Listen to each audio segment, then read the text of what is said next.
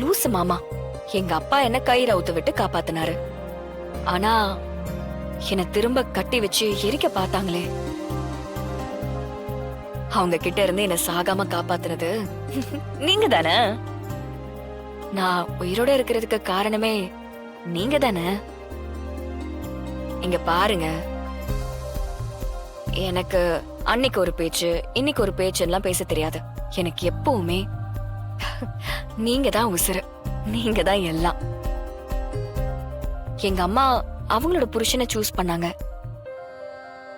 நான் என்னைக்குமே உங்களை தான் சூஸ் பண்ணுவேன். ஏன்னா எனக்கு எல்லாரையும் விட நீங்க தான் பெருசு.